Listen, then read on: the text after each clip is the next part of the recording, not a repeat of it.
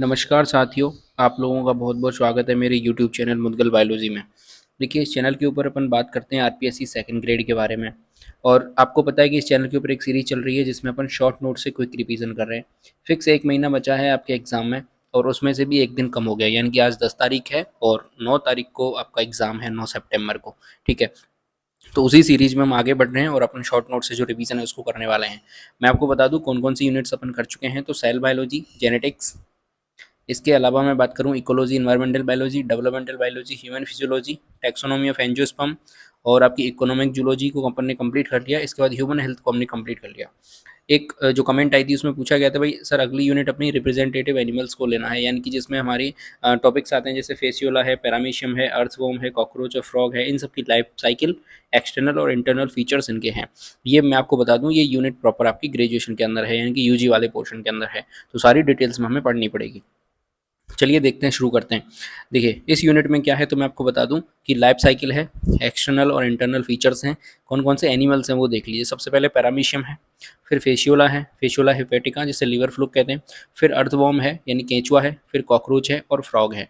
यदि मैं यूजी में बात करूँ आपसे, यानी कि यूजी वाला जो पोर्शन है उसमें ये आपको दिया गया है, यानी कि ये वाली जो यूनिट है आपकी यूजी वाले पोर्शन में है। तो सीधी सी बात है कि यहाँ से डिटेल में क्वेश्चन पूछा जाएगा आपसे। ठीक है, तो जो एनिमल्स हैं मैं आपको बता दूं, जैसे पैरामीशियम है, फेशियोला है, अर्थवॉर्म है, ये तो एक एक पेज के हैं। लेकिन कॉकरोच है ये सबसे ज़्यादा बड़ा है, और दूसरे नंबर पर मैं बात करूँ छोटा तो फ्रॉग है। ठीक है, तो इनकी हम बात करेंगे और एक ही कंप्लीट वीडियो में मैं आपको सबको पाँचों को कंप्लीट करा दूंगा। और आपको ये भी बता दूंगा कि पीछे से कहाँ से क्वेश्चन पूछा गया है और आगे से कहाँ से पूछा जा सकता है। तो आप पूरी वीडियो को जरूर देखें, और वीडियो आपको पसंद आ रही है तो लाइक जरूर करें और चैनल को सब्सक्राइब आप जरूर कर दें।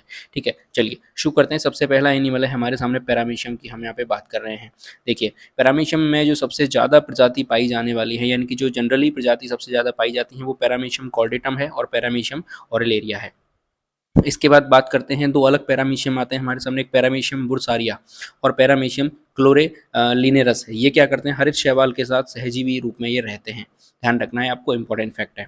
इसके बाद बात करते हैं इनके जो पीछे वाला भाग होता है, यानी कि जो पोस्टीरियर एंड होता है, वहाँ पे सीलिया जो है वो बड़े आकार के पाए जाते हैं, इसलिए उसको अपन कॉडल टफ्ट कहते हैं। ध्यान रखना, ये इंपॉर्टेंट है। आगे बात करते हैं, तो हमें पता है पैरामीशियम के अंदर दो प्रकार के केंद्रक पाए जाते हैं। एक गुरु केंद्रक होता है जिसे अपन मैक्रोन्यूक्लियस कहते हैं, एक लघु केंद्रक होता है जिसे अपन माइक्रोन्यूक्लियस कहते हैं। दोनों की संख्या की बात करें तो गुरु केंद्रक संख्या में एक होता है, लघु केंद्रक होता है यानी माइक्रोन्यूक्लियस होता है वो एक हो सकता है या एक से ज़्यादा भी हो सकते हैं। यदि हम इनकी अवस्था की बात करें तो जो गुरु केंद्रक होता है यानी कि जो मैक्रोन्यूक्लियस होता है वो पॉली एन यानी कि बहुगुणित अवस्था में पाया जाता है। वहीं यदि हम माइक्रोन्यूक्लियस की बात करें तो वो 2n स्टेज में पाया जाता है। दोनों के काम अलग अलग हैं, ध्यान रखना। कोशिकीय क्रियाओं का जो कंट्रोल होता है यानी नियंत्रण करना होता है, सारी जो क्रियाएं कंट्रोल की जाती हैं एक कोशिका की, सेल की, उनको कंट्रोल करता है गुरु केंद्रक यानी कि मैक्रोन्यूक्लियस। वहीं दूसरा इसका काम होता है जीनों की अभिव्यक्ति करना, यानी कि एक्सप्रेशन ऑफ जीन्स कहाँ से होते हैं तो वो गुरु केंद्र का काम होता है। आगे हम बात करें, दूसरा माइक्रोन्यूक्लियस है। इसके फंक्शन की बात करें तो ये जनन वंशागति में सहायक होता है, यानी कि कौन से करेक्टर किस में दिए जाएंगे उसकी वंशागति में कौन सहायक होता है। तो आपको ध्यान रखना है, लघु केंद्रक यानी कि माइक्रोन्यूक्लियस ये सारा काम संभालता है। आगे बात करें तो एक साइटोसिस्ट नाम की संरचना पाई जाती है जिसका काम होता है सुरक्षा करना। इसके बाद साइटोप्लाज्म में क्या होती हैं, दो बड़ी संकुचनशील रिक्तिका पाई जाती हैं, वैक्यूल्स पाई जाती हैं, कॉन्ट्रैक्टाइल वैक्यूल्स पाई जाती हैं। इनका काम होता है सबसे पहले परासरण नियमन करना, दूसरा इनके चारों ओर अरीय नलिकाएं पाई जाती हैं। हम बात करते हैं जो इसमें सबसे ज़्यादा इंपॉर्टेंट होता है वो इसका रिप्रोडक्शन होता है, जहाँ से क्वेश्चन पूरा पूरा बनने का चांस होता है। दो प्रकार का रिप्रोडक्शन पाया जाता है, लैंगिक और अलैंगिक, यानी कि सेक्सुअल रिप्रोडक्शन और एसेक्सुअल रिप्रोडक्शन। पहले अपन एसेक्सुअल को समझ लेते हैं। तो एक सेक्सुअल रिप्रोडक्शन की जो विधि है वो द्विखंडन है या फिर द्विविखंडन है, जिसे अपन बाइनरी फिजन कह देते हैं। इसमें होता क्या है, जो गुरु केंद्रक होता है वो एमाइटोसिस के करता है, यानी कि एमाइटोसिस उसमें होता है, असूत्री विभाजन होता है। जो लघु केंद्रक होता है इसमें माइटोसिस विभाजन होता है। हम यदि बात करें तो इसमें जो विभाजन होता है अलैंगिक जनन में, उसमें मुख्य गुहा के अंदर विभाजन हो जाता है। और जो परिस्थितियां अनुकूल आ जाती हैं, अनुकूल परिस्थितियों में 24 घंटे के अंदर 3 बार द्विविखंडन हो जाता है, यानी द्विखंडन की क्रिया हो जाती है 3 बार। आगे बात करते हैं हम इसके लैंगिक परिस्थितियों में या फिर लैंगिक जनन कब होता है। तो जब इनकी परिस्थितियां प्रतिकूल हो जाती हैं, तो प्रतिकूल परिस्थितियों में यानी कि जब इनके फेवर में कंडीशन नहीं होती, अनफेवरेबल कंडीशन होती है, उस टाइम पे ये सेक्सुअल रिप्रोडक्शन करते हैं। इसमें जो विधि यूज में ली जाती है वो संयुग्मन है, जिसे कॉन्जुगेशन कहा जाता है। इसमें होता क्या है, तो कॉन्जुगेशन टिप का फॉर्मेशन होता है, ध्यान रखना है आपको। इसमें होता क्या है, जो गुरु केंद्रक है वो तो विलुप्त हो जाता है, तो सारा काम कौन संभालता है, लघु केंद्रक यानी कि माइक्रोन्यूक्लियस से सारा काम संभालता है। माइक्रोन्यूक्लियस में डिवीजन होते हैं, विभाजन के बाद 4 माइक्रोन्यूक्लियस बन जाते हैं, उनमें से 3 हो जाते हैं विलुप्त, केवल एक रह जाता है। वो एक क्या करता है, दो नए लघु केंद्रक में परिवर्तित हो जाता है डिवीजन करके। इसके बाद क्या होगा कि दोनों में क्या होगा, आदान प्रदान होगा, यानी कि जैसे दो पैरामीशियम है, एक ये वाला पैरामीशियम, एक ये वाला पैरामीशियम, इनमें एक बीच में कॉन्जुगेशन ट्यूब बनेगी। इसमें जो लघु केंद्रक है जो शेष बचा था वो 1 से 2 हो जाएंगे। ठीक है, इसमें भी क्या होगा, सेम कंडीशन होगी, 1 से 2 हो जाएंगे और इस कॉन्जुगेशन ट्यूब के द्वारा क्या हो जाएंगे, दोनों एक दूसरे में इंटरचेंज हो जाएंगे, यानी दोनों का आदान प्रदान हो जाएगा।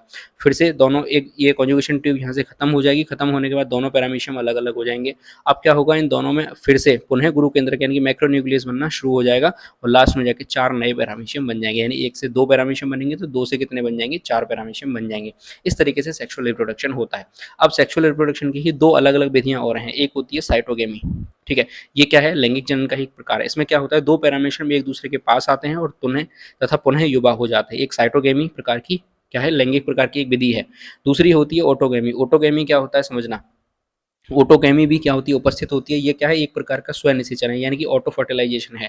इसमें क्या होता है, गुरु केंद्रक विभाजित होकर नया गुरु केंद्रक बना देता है, यानी कि जो मैक्रोन्यूक्लियस है वो वापस डिवीजन करके नया मैक्रोन्यूक्लियस बना देता है और जो पैरामीशियम है पुनः कैसा हो जाता है, युवा हो जाता है। ठीक है, तो ये दो विधियां भी आपको ध्यान रखनी है, ये लैंगिक जनन का ही प्रकार है। आगे बात करते हैं, कुछ पैरामीशियम पास पास आने पर एक दूसरे को मार देते हैं। इस चीज को अपन या फिर इस स्ट्रेन को किलर पैरामीशियम कह देते हैं, ध्यान रखना। ये सारा काम करता कौन है, तो कप्पा पार्टिकल्स की वजह से ये सारा काम होता है।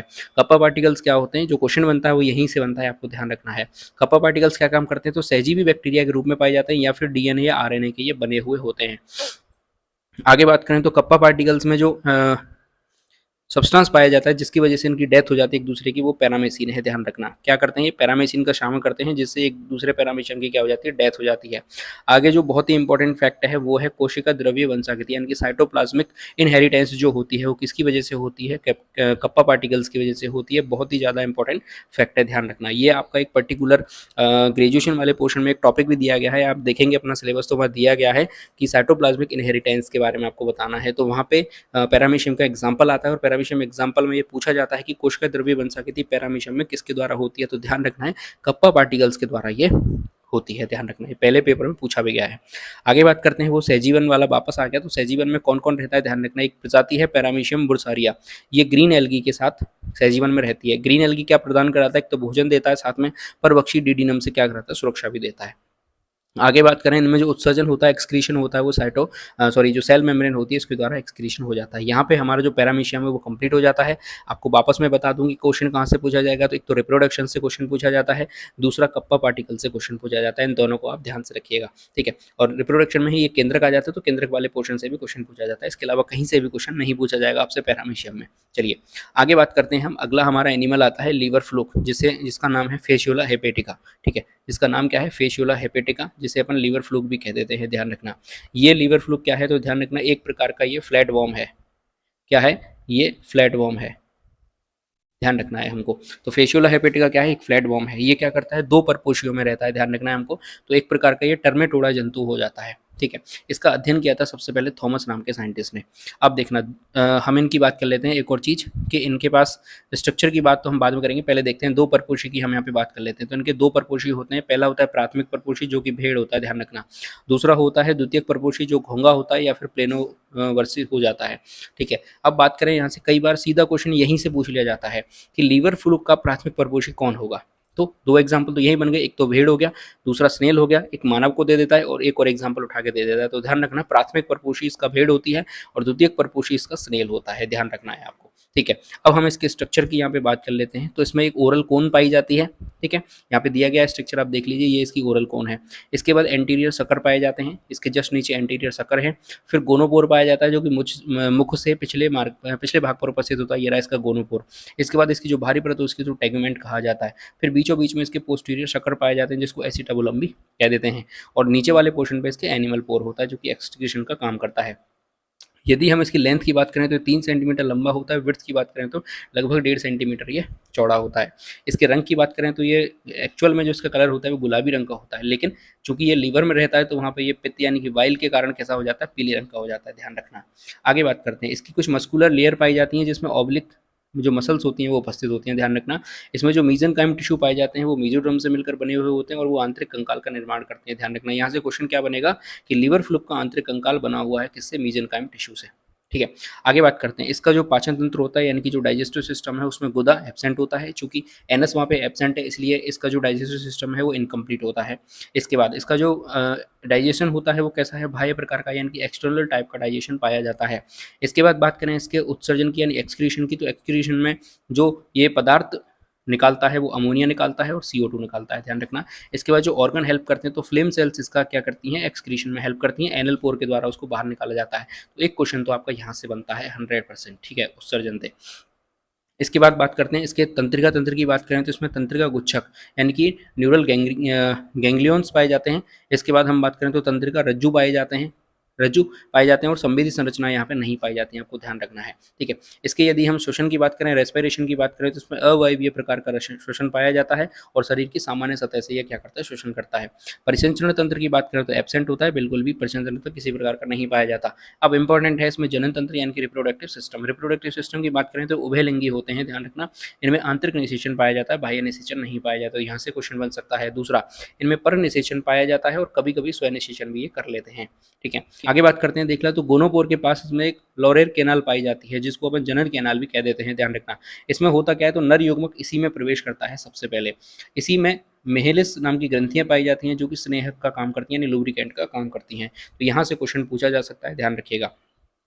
आगे बात करते हैं इसके लार्वा जो कि इंपॉर्टेंट हो जाता है, ठीक है। लार्वा का क्रम ये कई बार पूछ लेता है, तो इसी क्रम में आपको ध्यान रखना है। सबसे पहले मिरासीडियम लार्वा होता है, फिर स्पोरोसिस्ट होता है, फिर रेडिया होता है, फिर सर्केरिया होता है, फिर मेटासर्केरिया होता है, ठीक है। अब मिरासीडियम लार्वा क्या है, प्राथमिक परपोषी के मल के साथ बाहर आ जाता है और द्वितीय परपोषी के लिए संक्रामक है।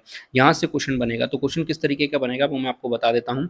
सीधा क्वेश्चन ये पूछा जाता है कि द्वितीय परपोषी के लिए संक्रामक अवस्था लीवर फ्लू की कौन सी है, तो ध्यान रखना मिरासीडियम जो लार्वा है वो अवस्था द्वितीय परपोषी के लिए संक्रामक हो जाती है। अगला क्वेश्चन यहाँ से क्या बनेगा कि प्राथमिक परपोषी के शरीर से जो अवस्था या फिर किस अवस्था में लीवर फ्लूक बाहर निकलता है, तो मिरासीडियम अवस्था में बाहर निकलता है, ठीक है। अब आगे का जो प्रोग्राम होगा वो यानी कि जो 3 अवस्था है, स्पोरोसिस्ट हो गई, रेडिया हो गई, सर्केरिया हो गई, ये सब स्नेल में विकसित होगी यानी कि द्वितीय परपोषी में ये सारा संक्रामक चलेगा। अब जैसे ही द्वितीय परपोषी में वहाँ पे इसका विकास कंप्लीट हो जाएगा तो मेटासर्केरिया स्टेज आ जाएगी और ये इसको जुवेनाइल लीवर फ्लूक भी कह देते हैं। ये पुनः प्राथमिक परपोषी के लिए कैसा हो जाता है, संक्रामक हो जाता है। तो यहाँ से फिर से क्या क्वेश्चन बनेगा, ध्यान रखना कि प्राथमिक परपोषी के लिए संक्रमित अवस्था कौन सी है, तो मेटासर्केरिया यहाँ से कैसी है, संक्रमित है, ध्यान रखना। तो इस तरीके के क्वेश्चन यहाँ से बनने के पूरे पूरे चांस होते हैं। अब बात करते हैं कुछ नोट पोर्शन इंपॉर्टेंट जो हो जाते हैं, जैसे मादा जनन भाग इसका कौन सा होता है, तो वाइटेलाइन ग्रंथियां यहाँ पे प्रेजेंट होती हैं, मादा युग्मक विकास में क्या करती हैं, हेल्प करती हैं। ज़्यादा यदि ये भूखा हो जाए, देखना वैसे तो ये लीवर फ्लूक है यानी कि लिवर के अंदर पाया जाता है, लेकिन बाई चांस इसको ज़्यादा भूख लग जाए, इसको खाने के लिए ना मिले, तो ये कहाँ चला जाता है, ये पित्ताशय की ओर भी गति कर लेता है, यानी कि जो हमारा जो गॉल ब्लैडर है उसकी तरफ ही गति करना शुरू कर देता है। इसके बाद इससे जो रोग होता है उसको ध्यान रखना, फेशियोलिएसिस रोग होता है जिससे अपन लीवर रोग भी कह देते हैं। ये जो प्राथमिक परपोषी में ये रोग होता है, तो प्राथमिक परपोषी में क्या होता है, दस्त या डायरिया हो जाते हैं और प्राथमिक परपोषी में क्या आ जाता है, एनीमिया की वजह से रोग हो जाता है। तो इसमें भी मैंने आपको बता दिया कहाँ से क्वेश्चन पूछा जाएगा, तो एक क्वेश्चन तो यहाँ से बनेगा, ठीक है, कहाँ से प्राथमिक परपोषी और द्वितीयक परपोषी कौन कौन होते हैं। दूसरा क्वेश्चन इसका यहाँ से बनता है, लार्वा के लिए कौन सी परपोषी अवस्था संक्रामक अवस्था होती है, ध्यान रखना, ठीक है। तो यहाँ से 2 क्वेश्चन बनने के पूरे पूरे चांसेस रहते हैं।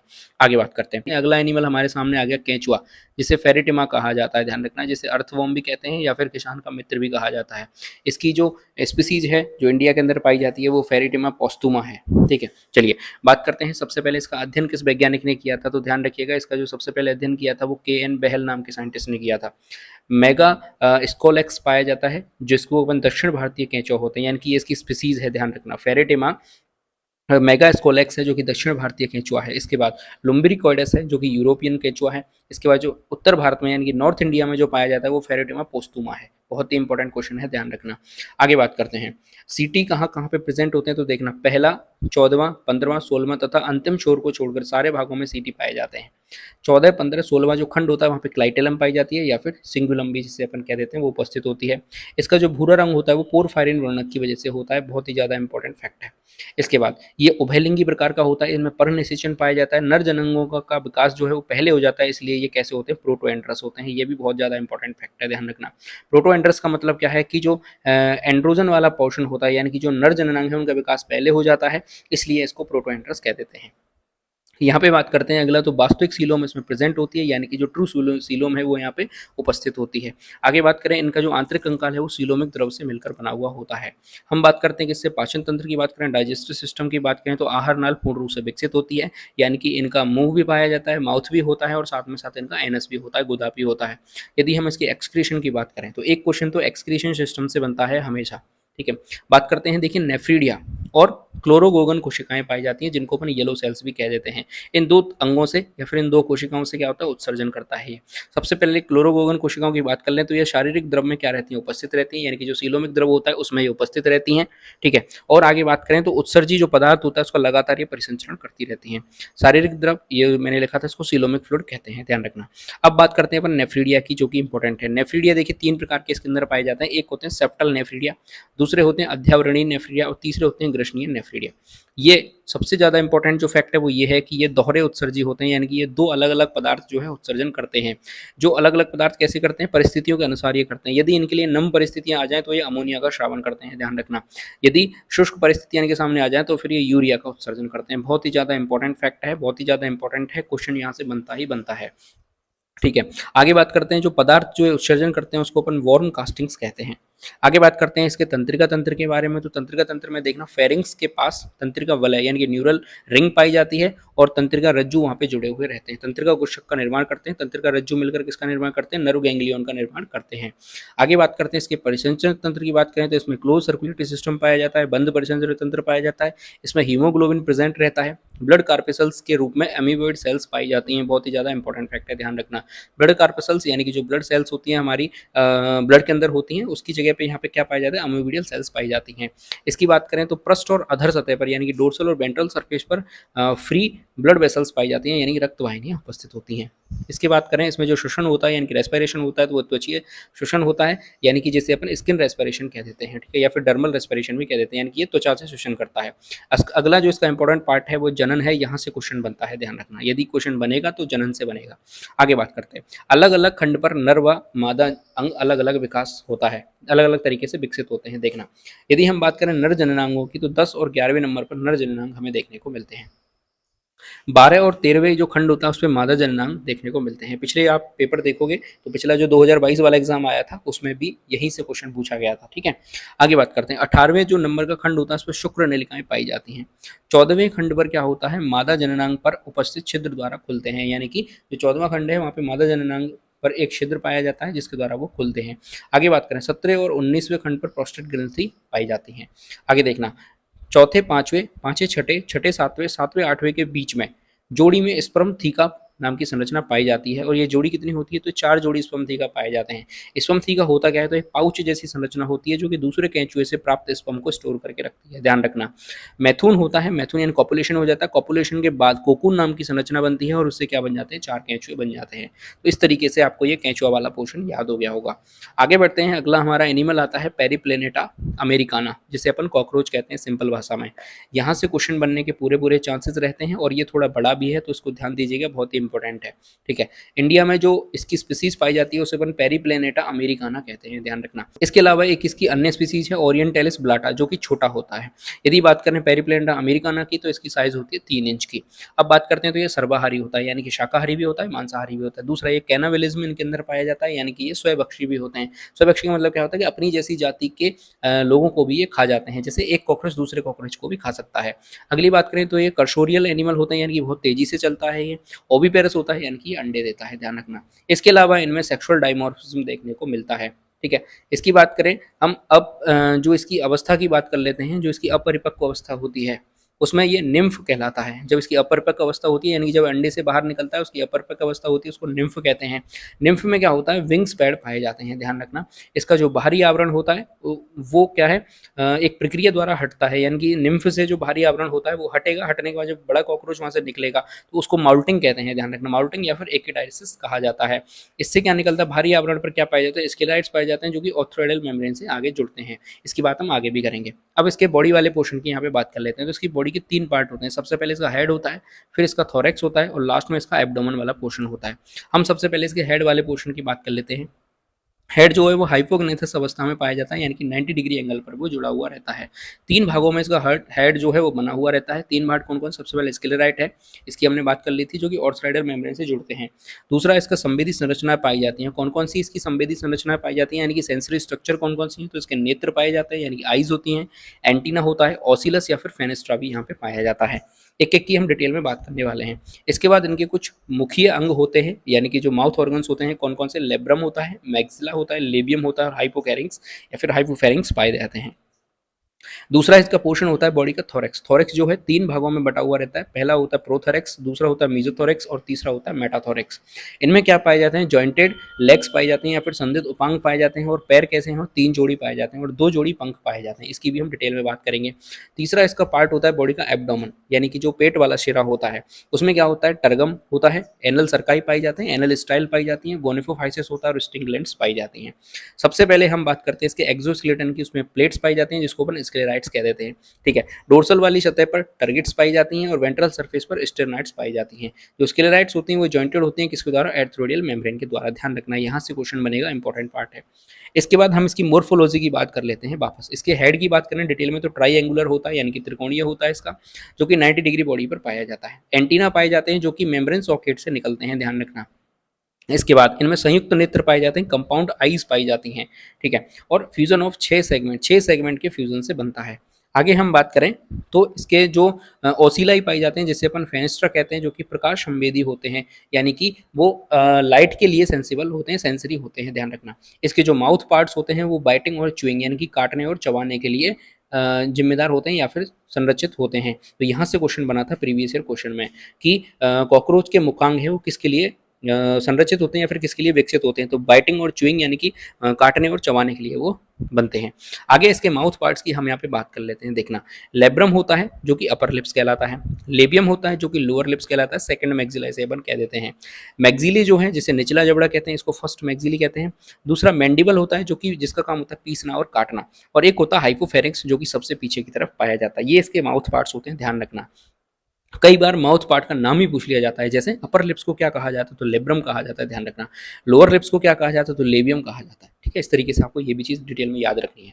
अब हमारे सामने आ जाता है इसका थोरैक्स वाला पोर्शन। थोरैक्स वाला पोर्शन है वो 3 भागों में बटा हुआ होता है, प्रोथोरैक्स, मेसोथोरैक्स और मेटाथोरैक्स। सबसे पहले प्रोथोरैक्स की बात कर लें तो यहाँ पे लेग्स और पाए जाते हैं, और विंग्स विंग्स यहाँ पे एब्सेंट होते हैं, ध्यान रखना। यहाँ से ही क्वेश्चन बन सकता है। आगे बात करते हैं, लेग्स जो है 2 पाई जाती हैं, ठीक है, और या फिर 2 जोड़ी पाई जाती हैं। तो किस तरीके से इनकी संरचना 5 भागों में बनी हुई रहती है। सबसे पहले कॉक्सा होता है, दूसरा ट्रंकेटर होता है, तीसरा फीमर होता है, फिर टीबिया होता है, लास्ट में टार्सस होता है। जो पंजे होते हैं उनको टार्सस कहा जाता है, ध्यान रखना। इसके बाद मेसोथोरैक्स की हम यहाँ पे बात करें तो ये भी 2 होते हैं, 2 पार्ट्स में डिवाइड होते हैं। इसके पास 4 विंग्स पाए जाते हैं। 4 विंग्स कितने होते हैं? 2 जोड़ी होते हैं, ध्यान रखना। ये कैसे होते हैं? ओपेक डार्क इनका कलर होता है, लेदरी होते हैं, यानी कि मोटे होते हैं। लेदरी का मतलब थोड़े से भारी होते हैं। इसके बाद ये क्या करते हैं? कवर द हिंड विंग्स, यानी कि पीछे की तरफ जो पंख पाए जा रहे हैं उनको कवर करने का काम करते हैं सिर्फ। ये उड़ने में सहायक नहीं होते, ध्यान रखना। कई बार यहाँ से क्वेश्चन बना है कि जो 4 विंग्स होते हैं, यानी कि जो आगे वाले पंख पाए जाते हैं, क्या उड़ने में मदद करते हैं? तो वो उड़ने में मदद नहीं करते, ध्यान रखना। उनका काम क्या है? वो केवल पीछे वाले पंखों को कवर करने का काम करते हैं। ये लेदरी होते हैं, तो लेदर से हम किसी चीज़ को ढकते हैं, बस इतना आपको ध्यान रखना है, तो आप याद कर लोगे। आगे बात करें, इनका जो कलर है वो डार्क होता है, बस। इसके बाद बात करें, हिंड विंग्स पाए जाते हैं कहाँ पे? मेटाथोरैक्स वाले पोर्शन पे, ठीक है। वहाँ पे कितने पाए जाते हैं? 2 जोड़ी पाए जाते हैं। ये ट्रांसपेरेंट होते हैं, ध्यान रखना। और ये मेम्ब्रेनस होते हैं, यानी कि झिल्ली जैसे होते हैं, और ये फ्लाइट में यूज होते हैं, यानी कि ये उड़ने में सहायक होते हैं। तो ध्यान रखना, कौन से पंखों से कॉकरोच उड़ता है? तो हिंड विंग से, यानी कि जो पश्च पंख होते हैं वहाँ से वो उड़ता है, ठीक है। चलिए आगे बढ़ते हैं, इसके एब्डोमिनल वाले पोर्शन की यहाँ पे बात कर लेते हैं। एब्डोमेन की बात करें तो 10 सेगमेंट का एब्डोमेन पोर्शन पाया जाता है दोनों कॉकरोच में, यानी मेल और फीमेल दोनों में। इसकी बात करें तो 10 जो सेगमेंट है उसको टर्गम या फिर टर्गा कहा जाता है। आगे बात करें, एनल सर्काई पाए जाते हैं, दोनों में पाए जाते हैं, मेल और फीमेल दोनों में पाए जाते हैं। इसके बाद कौन से नंबर पे पोर्शन पे होते हैं? तो ये 10वें टर्गम पर उपस्थित रहते हैं, ध्यान रखना। यहाँ ये इंपॉर्टेंट है, यहाँ से क्वेश्चन बन सकता है। जो एनल स्टाइल है, एनल स्टाइल ही सेक्सुअल डाइमॉर्फिज्म को शो करते हैं, या फिर यहाँ से ये विभेदित हो जाते हैं कि एनल स्टाइल किसके अंदर पाया जाएगा। तो एनल स्टाइल केवल और केवल मेल के अंदर पाए जाते हैं, ध्यान रखना। फीमेल्स के अंदर एनल स्टाइल नहीं पाए जाते। तो यहाँ से जो क्वेश्चन बनता है, फीमेल्स के अंदर एनल स्टाइल नहीं पाया जाता, मैं ये लिख देता हूँ, फीमेल्स में ये एब्सेंट रहता है। यहाँ से जो क्वेश्चन बनता है वो कई बार कथन वाला भी बन जाता है। कथन वाला किस तरीके से बनता है कि एनल सर्काई केवल मेल्स में पाए जाते हैं। मैं बात कर रहा हूँ कि इसकी एनल सर्काई की केवल मेल्स में पाए जाते हैं, केवल फीमेल्स में पाए जाते हैं, दोनों में पाए जाते हैं। तो वहाँ पे जो करेक्ट आंसर रहेगा वो ये रहेगा कि एनल सर्काई दोनों में पाए जाते हैं, ध्यान रखना। फिर अगला क्वेश्चन ये बन सकता है कि एनल स्टाइल केवल मेल्स में पाए जाते हैं, तो वो वाला कथन बिल्कुल सही होगा। एनल स्टाइल केवल फीमेल्स में पाए जाते हैं, तो वो कथन बिल्कुल गलत हो जाएगा। एनल स्टाइल मेल और फीमेल दोनों में पाए जाते हैं, तो वो वाला कथन भी क्या हो जाएगा, गलत हो जाएगा। तो ध्यान रखना, एनल स्टाइल केवल और केवल मेल्स में पाए जाते हैं और एनल सर्काई दोनों में पाए जाते हैं, इंपॉर्टेंट है। जो एनल स्टाइल है वो 9th नंबर के टर्गम पर उपस्थित रहते हैं और एनल सर्काई 10th नंबर के टर्गम पर उपस्थित रहते हैं, ये ध्यान रखना है। 7th नंबर जो टर्गम होता है वो बड़े आकार का होता है, जो मेल में 8वें नंबर पर और मादा में 8 व 9 को ढक लेता है, ध्यान रखना। ठीक है, 7, 8 और 9 ये क्या करते हैं, तीन जो टर्गम होते हैं वो फीमेल्स के अंदर क्या करते हैं, ब्रॉड या फिर जेनाइटल पाउच को बनाते हैं। ये भी बहुत ज़्यादा इंपॉर्टेंट है कि फीमेल्स के अंदर जेनाइटल पाउच कौन कौन से सेगमेंट या फिर टर्गम से मिलकर बनता है, तो 7, 8 और 9 नंबर टर्गम से मिलकर बनता है।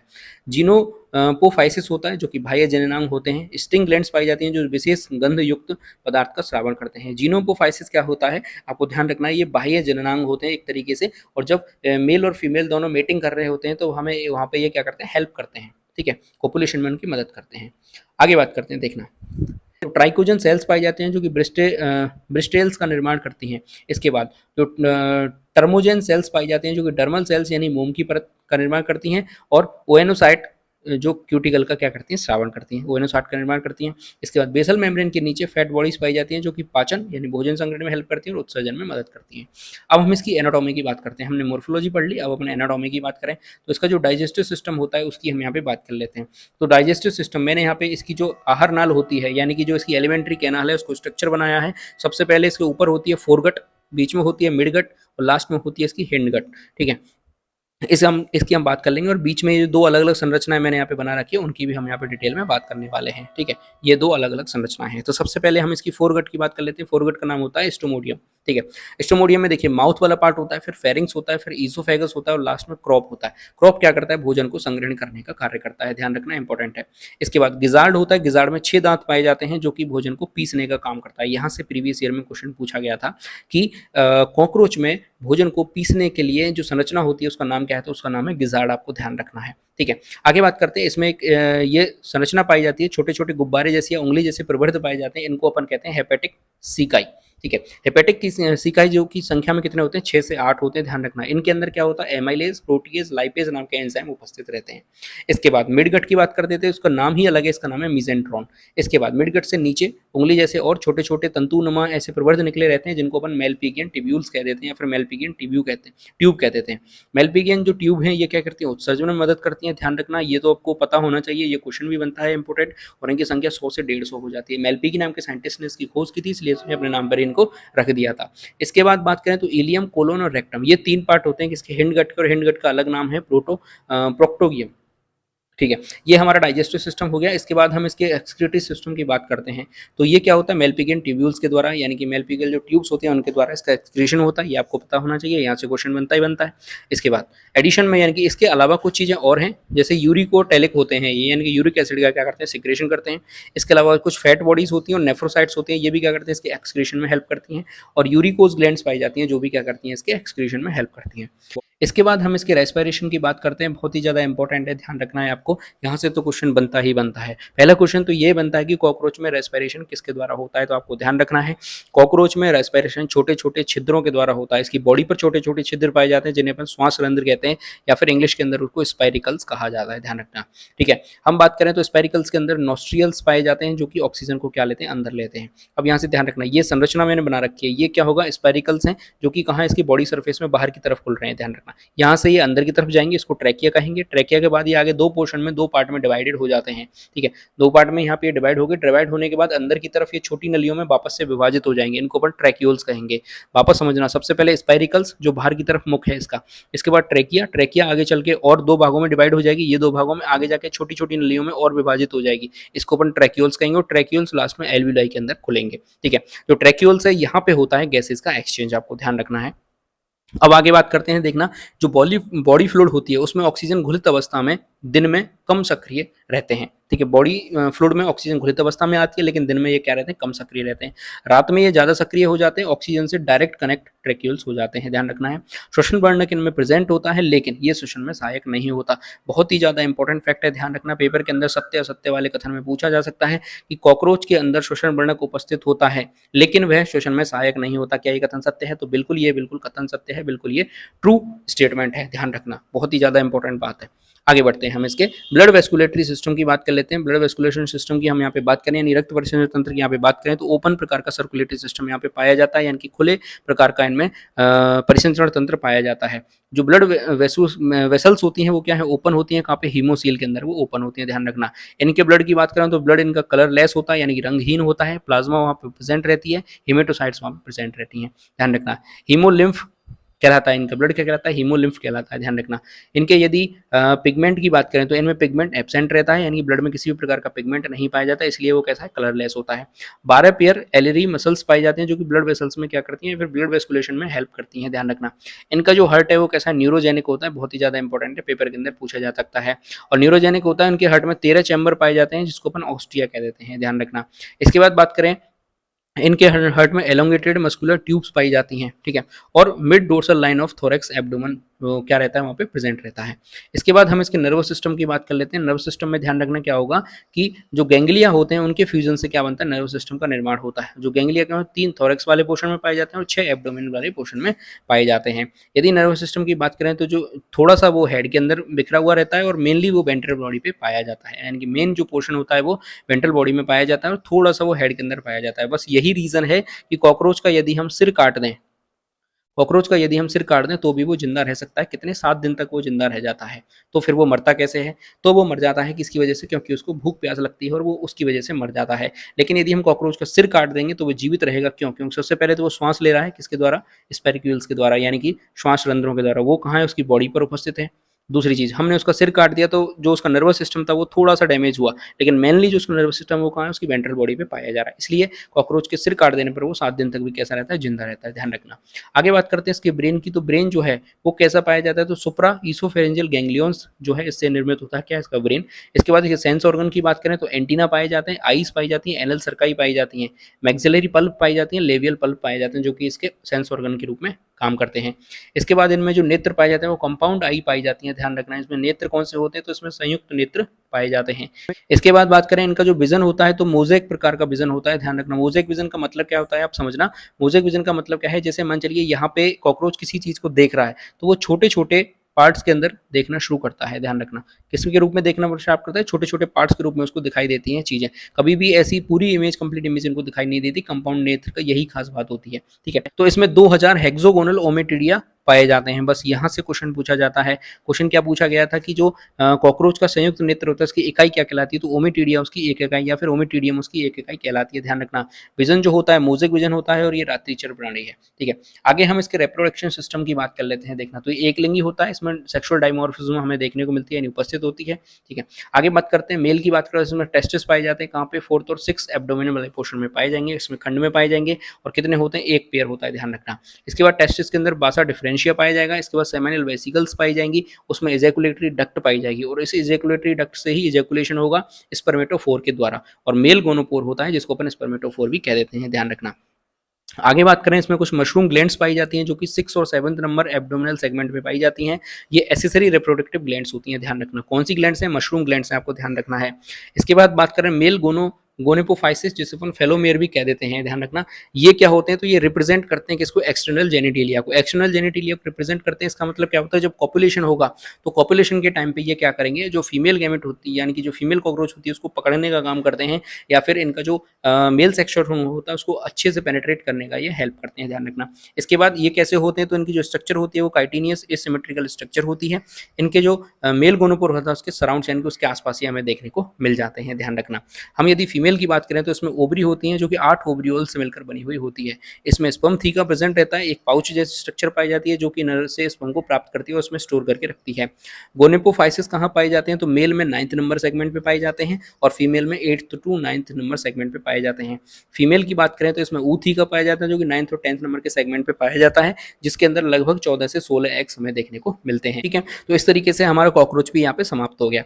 अगला एनिमल आता है हमारे सामने जिसका नाम है राना टिग्राना, जो कि फ्रॉग है। ठीक है, चलिए बात करते हैं इसकी। सबसे पहले देखें, जो वयस्क मेंढक होते हैं वो मांसाहारी होते हैं, आपको ध्यान रखना है। इसके बाद इनमें तीन चीजें होती हैं। एक शीत निष्क्रियता पाई जाती है, जिसे अपन हाइबरनेशन कहते हैं, यानी कि जब बहुत ज्यादा सर्दियां पड़ती हैं, ठंड पड़ती है, तो वो क्या करते हैं, ये निष्क्रिय अवस्था में चले जाते हैं, जिसको अपन हाइबरनेशन कहते हैं या फिर शीत निष्क्रियता कहते हैं। इसके अलावा गर्मी के दिनों में ये कहाँ चले जाते हैं, एस्टिवेशन के अंदर चले जाते हैं, यानी कि बहुत ज्यादा गर्मी होती है तो ये निष्क्रिय अवस्था में चले जाते हैं, जिसको अपन एस्टिवेशन कहते हैं। इसके बाद ये असमतापी प्रकार के होते हैं, यानी कि पोइकिलोथर्मल प्रकार के ये होते हैं। पोइकिलोथर्मल का मतलब क्या होता है, असमतापी का मतलब क्या होता है कि कुछ ऐसे जीव होते हैं जो कि वातावरण के अनुसार अपने बॉडी के टेम्परेचर को बदल सकते हैं। ठीक है, उसको अपन असमतापी कहते हैं, ध्यान रखना। और मानव कैसा है, मानव समतापी प्रकार का है, यानी कि वो वातावरण के अनुसार अपने टेम्परेचर को नहीं बदल सकता। ये आपको पता होगा, हमारी बॉडी का टेम्परेचर फिक्स रहता है 37 डिग्री सेंटीग्रेड, तो उतना ही रहेगा, हम उसे चेंज नहीं कर सकते। तो हम समतापी प्रकार के जीव हैं, लेकिन ये असमतापी हैं, ये वातावरण के अनुसार अपने जो बॉडी का टेम्परेचर होता है उसको चेंज कर लेते हैं। इसके बाद बात करते हैं इनमें जनन की, तो जनन केवल जल में होता है। एक्सटर्नल फर्टिलाइजेशन होता है, यानी कि बाह्य जनन होता है। लार्वा इनका टैडपोल लार्वा है, ध्यान रखना। कई बार तो यहीं से क्वेश्चन पूछ लिया जाता है कि मेंढक का लार्वा कौन सा है, तो टैडपोल लार्वा है। ये केवल जल में रहता है, बाहर नहीं रह सकता। इसमें जो शोषण है वो गिल्स के द्वारा होता है। बहुत ही इंपॉर्टेंट है, प्रीवियस ईयर में पूछा भी गया है कि टैडपोल लार्वा में शोषण किसके द्वारा होता है, तो गिल्स के द्वारा होता है। वहीं जो वयस्क मेंढक होता है उसके अंदर जो रेस्पिरेशन होता है वो त्वचा के द्वारा होता है, ध्यान रखना। इसके बाद पूंछ इसमें प्रेजेंट होती है, बहुत ही ज्यादा इंपॉर्टेंट फैक्ट है, पेपर के अंदर पूछा गया है तो इसलिए इंपॉर्टेंट हो जाता है। एक इनमें प्रोसेस चलती है जिसको मेटाक्रोसिस कहते हैं। इसका मतलब इनमें रंग बदलने की क्षमता पाई जाती है, इसको मेटाक्रोसिस कह देते हैं। इनके अग्रपाद में 4 उंगली पाई जाती है, पश्चपाद में 5 उंगली पाई जाती है, और उनमें जाल युक्त होती है, वो सारी उनमें जाल पाया जाता है। हम इनकी देह भित्ति की बात कर देते हैं, यानी कि आउटर जो इनकी स्किन होती है उसकी बात करें तो दो भागों में डिवाइड होती है, एपिडर्मिस और दूसरा होता है डर्मिस। एपिडर्मिस क्या होती है, तो स्तृत उपकला होती है, स्तंभाकार कोशिकाएं पाई जाती हैं, अंकुरण स्तर होता है। इसके बाद जो सबसे बाहर होता है वो क्रिएटिन युक्त कोशिकाएं पाई जाती हैं, और सबसे बाहर जो होता है उसको माउल्टिंग कह देते हैं। ठीक है, इसके बाद डर्मिस वाला पोर्शन है उसको अपन म्यूकस ग्लैंड, उसमें म्यूकस ग्लैंड प्रेजेंट होती है, पॉइजन ग्लैंड पाई जाती है टोड या फिर वेक में। टोड को ही क्या कहते हैं, भेग कहते हैं हिंदी के अंदर। इसके नीचे बेसल मेम्ब्रेन पाई जाती है, और 3 प्रकार के क्रोमेटोफोर प्रेजेंट होते हैं। कौन कौन से होते हैं, तो ध्यान रखना, एक लिपोफोर होता है, एक ग्वानोफोर होता है, और दूसरा मिलेनोफोर होता है। लिपोफोर कहाँ पाया जाता है, बसीय सेल्स में पाया जाता है, लाल और पीला रंग देता है। ग्वानोफोर की बात करें तो एक ग्वानिन से मिलकर बना हुआ होता है, ये रंगहीन होता है, इसका कोई रंग नहीं होता। मिलेनोफोर की बात करें तो एक गहरा भूरा रंग प्रदान कराता है। ये जो लिपोफोर और मिलेनोफोर है दोनों मिलकर सम्मिलित रूप से त्वचा का रंग कैसा कर देते हैं, हरा कर देते हैं, इसलिए मेंढक हमें हरे रंग का दिखाई देता है। अब यहाँ से क्वेश्चन क्या बनेगा, ध्यान रखना। पहला क्वेश्चन बनेगा कि क्रोमेटोफोर मेंढक में किस परत में पाए जाते हैं, तो डर्मिस परत में पाए जाते हैं, ये चीज आपको ध्यान रखनी है। पॉइजन ग्लैंड किस परत में पाई जाती है, तो डर्मिस ग्लैंड में पाई जाती है। म्यूकस ग्लैंड कहाँ पाई जाती है, तो डर्मिस ग्लैंड में पाई जाती है, बस। इसके अलावा यहाँ से कोई क्वेश्चन नहीं बनेगा अगर देह व्यक्ति से क्वेश्चन बनता है तो। आगे बात करते हैं, तो जो वास्तविक देह गुहा होती है, यानी कि जो ट्रू सूलम होती है, वो हृदय के चारों ओर तथा उदर गुहा में उपस्थित होती है। आगे बात करते हैं इसके पाचन तंत्र की। पाचन तंत्र इंपॉर्टेंट है, ध्यान रखना। तो इसमें आहार नाल पूर्ण होती है, और अंतिम सिरा इसका क्या कहलाता है, क्लोइका कहलाता है। केवल ऊपरी जबड़े में दांत पाए जाते हैं, जो दांत होते हैं उसको मैक्सिलरी टीथ कहते हैं, या फिर उसको बोमेराइन टीथ भी कह दिया जाता है। दांत कैसे होते हैं, तो बहुबार दंती होते हैं, यानी कि यदि टूट भी जाए तो वापस आ जाते हैं। समदंती होते हैं, यानी कि सारे दांत एक जैसी शेप के होते हैं। एक्रोडेंट होते हैं, यानी कि बिल्कुल किनारे पर लगाए जाते हैं। भोजन को बाहर गिरने से रोकने का काम करते हैं। आगे बात करते हैं, इसका जीव का जो अगला सिरा होता है वो फिक्स होता है एक जगह पर, वो हिलता नहीं है। पश्च सिरा होता है वो फ्री रहता है। आपने देखा होगा मेंढक जीव से, जैसे यहाँ पे मेंढक बैठा हुआ मान के चलिए, और ये पेड़ की पत्ती है और इस पर कोई जीव बैठा हुआ है, तो ये जीव से पकड़ के यूं खींच लेता है। तो कैसे खींचता है, इसके जो पश्च वाला भाग होता है वो फ्री रहता है, और आगे वाला सिरा कैसा रहता है, फिक्स रहता है, ध्यान रखना। इसके बाद जो मसल्स वो वहाँ पे हेल्प करती है, तो प्रोटेक्टर और रिट्रैक्टर नाम की पेशियां मसल्स पाई जाती है, उनकी सहायता से ये जीव को बाहर निकालता है और जीव को पकड़ के खींच लेता है अंदर। यदि इसके उत्सर्जन एक्सक्रीशन की बात करें हम, तो जो अंग पाए जाते हैं इसमें मीजोनेफ्रिक ब्रक यानी मीजोनेफ्रिक किडनी पाई जाती है, जो पदार्थ जिनको ये सिक्रेशन करता है। तो लार्वा जो है वो अमोनिया का सिक्रेशन करता है, वयस्क जो है वो यूरिया का सिक्रेशन करता है। बहुत ही ज्यादा इंपॉर्टेंट है, क्वेश्चन पूछा जा सकता है। शोषण की बात करते हैं, तो जो लार्वा जो है वो गिल्स के द्वारा शोषण करता है, ये प्रीवियस ईयर के अंदर क्वेश्चन पूछा गया, तो ऊपर हम देख के आ चुके हैं। वयस्क की बात करें तो वो नम त्वचा के द्वारा क्या करता है, रेस्पिरेशन करता है। मुख ग्रसनी के द्वारा रेस्पिरेशन करता है, और फेफड़ों के द्वारा रेस्पिरेशन करता है, ध्यान रखना। एस्टिवेशन हाइबरनेशन कंडीशन में जब वो चले जाते हैं, यानी कि शीत निष्क्रियता और ग्रीष्म निष्क्रियता की अवस्था में जब वो चले जाते हैं, तब वो कहाँ से करते हैं, नम त्वचा से शोषण करते हैं, ध्यान रखना। इसके बाद जो जनरली शोषण होता है वो मुख ग्रसनी फेफड़ों के द्वारा होता है। तो पहली कंडीशन कौन सी बनेगी, सबसे पहले नम त्वचा के द्वारा वो क्या करेंगे, रेस्पिरेशन करेंगे, फिर मुख ग्रसनी के द्वारा रेस्पिरेशन करेंगे, और लास्ट में कहाँ चली जाएगी, वायु फेफड़ों के अंदर चली जाएगी। ठीक है, इस तरीके से वो क्या करते हैं, शोषण करते हैं। आगे बढ़ते हैं, हम इनके परिसंचरण तंत्र की बात करें, यानी सर्कुलेटरी सिस्टम की यहाँ पे बात करें, तो क्लोज प्रकार का सर्कुलेटरी सिस्टम हमें देखने को मिलता है। इनका जो हृदय है वो त्रिकोष्ठीय होता है, ध्यान रखना। त्रिकोष्ठीय में 2 प्रकार की संरचनाएं पाई जाती हैं, एक होती है साइनस वेरोनस। साइनस वेरोनस जो संरचना है उसमें हमेशा डीऑक्सीजनेटेड ब्लड बहता है। इसके बाद जो कोनस आर्टरियोसिस जो संरचना होती है उसमें ऑक्सीजनेटेड ब्लड बहता है। तो यहाँ से भी क्वेश्चन पूछा जा सकता है, इंपॉर्टेंट है, ध्यान रखिएगा। ठीक है, आगे बात करते हैं। जो राइट एट्रियम होता है उसमें ऑल बॉडी से डीऑक्सीजनेटेड ब्लड प्राप्त करता है वो राइट एट्रियम।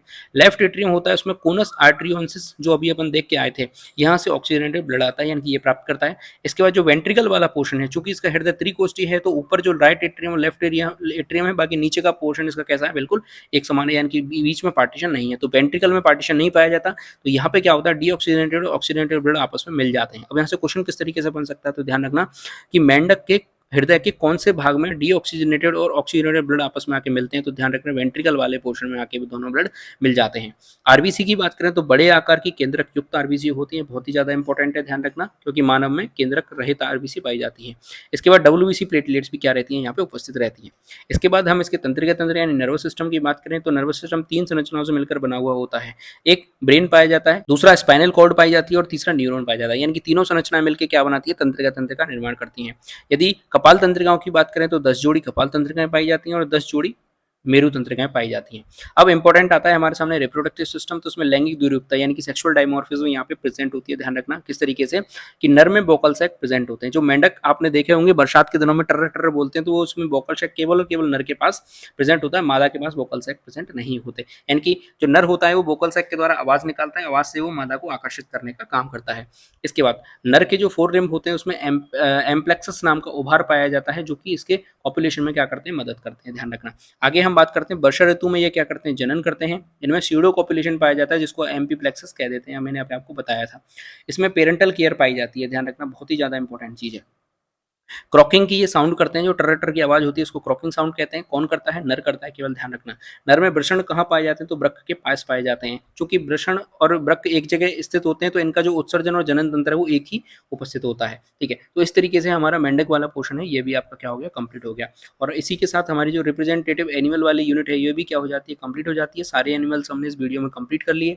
आशा करता हूँ आपको सारी चीजें समझ में आ रही होंगी। सारी चीजें यदि समझ में आ रही हैं और आपको ये सीरीज इंपॉर्टेंट लग रही है तो आप लाइक कर सकते हैं वीडियो को, और आप मोटिवेशनल कोई कमेंट भी हमारे लिए कर सकते हैं जिससे हमें और ज़्यादा मोटिवेशन आए और हम इस चैनल पे और अच्छे से काम कर सकें। इसके अलावा मैं बात करूं तो आप चैनल को सब्सक्राइब जरूर कर दें यदि आपने सब्सक्राइब नहीं किया है, और अपने दोस्तों के साथ आप वीडियो को शेयर भी कर सकते हैं। इसके अलावा आप अपने देश से प्यार करिए, माता पिता से प्यार करिए और पढ़ते रहिए, आगे बढ़ते रहिए। जय हिंद।